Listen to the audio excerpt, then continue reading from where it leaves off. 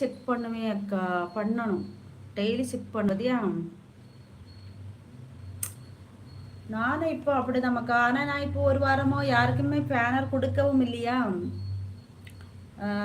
நீ சொல்லியும் செய்தியா மாறி வந்து சரி இந்த யாரோ சொன்னாங்க மானிடேஷன் ஆன அப்புறம் வந்து ரொம்ப பேனரு ரெகுலராக நம்ம வைக்கக்கூடாது அப்படின்னு. அதனால நான் வந்து சரி பேனரு தேவைப்பட்டா நம்ம கொடுத்துக்கலாம் இல்லைடா அப்படின்னு சொல்லிட்டு அப்பப்போ கொடுத்து எடுத்துருவேன். ரொம்ப கஷ்டமாக தான் இருக்கும். நமக்கு நம்ம யாருக்கும் துரோகம் பண்ணணும்னு நினைச்ச மற்றவங்கள நமக்கு துரோகம் செய்வாங்க முதலாளி. அது அப்படிதான் நேசமணி அண்ணா.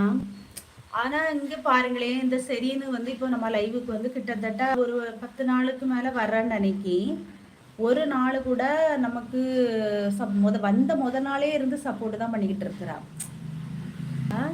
அப்போ இந்த பிள்ளைக்கு ஐடியா ஒருத்தங்க க்ளோஸ் பண்ணனா அப்போ எவ்வளவு வன்மமான ஆட்களா இருப்பாங்க. வந்து வந்த அன்னைக்கே ஒரு கூட பிறந்த சகோதரி மாதிரி நம்மகிட்ட பேசி பழகி அது நம்ம கூட இருக்குது. லைவ் போட்ட உடனே வந்து நம்மகிட்ட பேசிட்டு இருக்கு. இவ்வளவு நல்ல மனசு உள்ள அந்த பிள்ளைய சேனலே ஒருத்தங்க க்ளோஸ் பண்ணி இருக்கிறாங்க.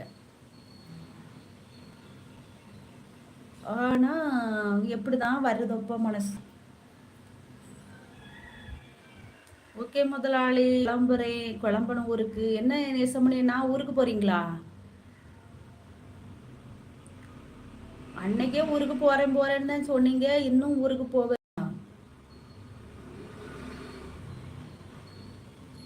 ஹாய் ஜெகன், வாங்க வாங்க, அம்முகள் உங்களை அன்போடு அழைக்கிறது. ஆமாக்கா, பேட் கமெண்ட் போட்டா மட்டும் டைம் அவுட் பண்ணலாம்க்கா. ஆமா சரின்னு, ஆனா ஹைடு பண்ணி வச்சிருந்தாங்க. 1-2 பேர் இல்லாமக்கா. எனக்கு நான் அதை கூட நான் இப்போ கண்டுபிடிச்சிருக்க மாட்டேன். நம்ம லைவுக்கு டேவிட்னு ஒரு அண்ணா வருவாங்க பார்த்துக்க. அந்த அண்ணா நமக்கு ஆரம்பத்துல இருந்து பயங்கர சப்போர்ட்டு. அவரை என்ன செய்தேன், ஒரு பேட் கமெண்டை வந்து நான் ரிமூவ் பண்றேன்னு சொல்லிட்டு இவருக்கு பேரை டச் பண்ணி ஹைடு பண்ணி விட்டுட்டேன். ஹாய் அக்கா, வாங்க வாங்க கரப்பாம்பூச்சி, எப்படி இருக்கீங்க, நல்லா இருக்கீங்களா? அப்புறம் வந்து இந்த ஹைடை இவரை வெளியே ரிலீஸ் பண்ணணுங்க ஒரு காரணத்தினால தான் நான் அந்த இதே கற்றுக்கிட்டு உள்ளே போகிறேன். ஹைடு பண்ணவங்கள ரிமூவ் பண்ணுறது.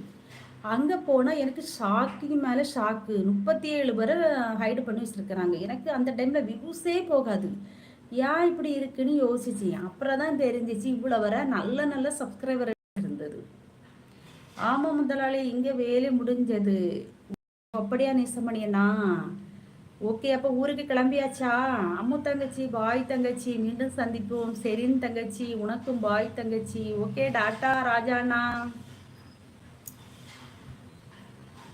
ஹைடு பண்ணக்கூடாதக்கா, வியூஸ் போகாதே அக்கா. அப்படிதான் எனக்கு வியூஸ் போகாம ஸ்டார்டிங்கில் நான் லைவ் போடும்போது நல்ல வியூஸ் போயிட்டு இருந்து எனக்கு. அப்போமெல்லாம் நான் வந்து பேஸ் காட்டி தான் லைவ் போடுவேன். எனக்கு இந்த ஃபோட்டோ வைக்க தெரியாது, டிபியில் ஃபோட்டோ வைக்க தெரியாது, பேஸ் காட்டி தான் லைவ் போடுவேன். 1-2 பேட் கமெண்ட் வரதும் செய்யணும். ஆனால் வந்து சப்ஸ்கிரைபர்கள் வந்துக்கிட்டு இருந்தாங்க. அதே மாதிரி வியூஸை நல்லா போய்கிட்டு இருந்து. அதுக்கு பிறகு பார்த்தா வியூஸே போகாது. 100-200 இந்த மாதிரி. ஏன்னா நல்ல சப்ஸ்கிரைபர்கள் எல்லாரும் ஹைடில் பண்ணி வச்சிருக்க, அப்புறம் எப்படி வியூஸ் போகும்? ராஜா நான் பாய் அப்படிங்கிறாங்க. நம்ம சரி பாய். கரப்பாம்பூச்சி கிளம்பியாச்சா? வேலைக்கு போகணுமா? ஓகே பாய் கரப்பாம்பூச்சி.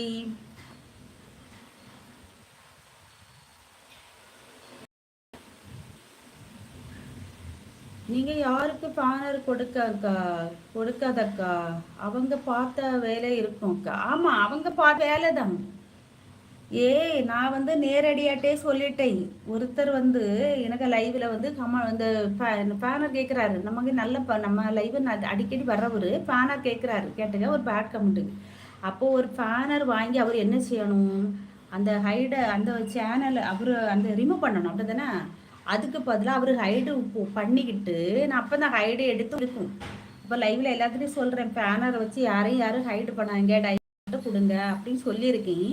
அவருக்கு ஹைடு பண்ணிட்டு வந்து என்கிட்டே சொல்கிறாரு, பண்ணிட்டேன் இனி உனக்கு லைவுக்கு அவங்க வரமாட்டான் அப்படின்னு. அதனால நான் இவ்வளோ நேரம் நான் உங்ககிட்ட தானே சொல்லிட்டு இருக்கேன், யாரையும் ஹைடு பண்ணாதீங்க, நீங்கள் ஹைடு பண்ணுனீங்கன்னா அப்படின்னு சொன்னதுக்கு அப்புறம் அவர் நம்ம சேனலுக்கு வர்றதே கிடையாது.